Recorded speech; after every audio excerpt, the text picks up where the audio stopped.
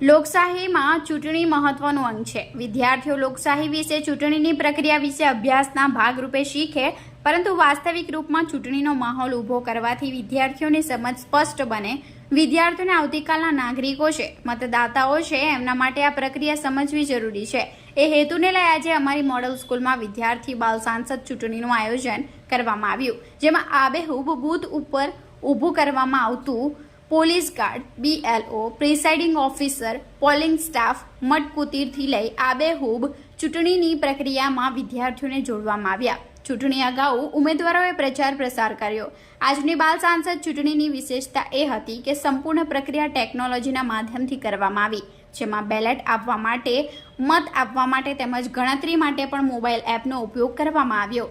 બાલ સાંસદ ચૂંટણીના આયોજક મીરાબેન અને દીપાલીબેન અને હાર્દિકભાઈએ ટેકનોલોજીનો ઉપયોગ કર્યો।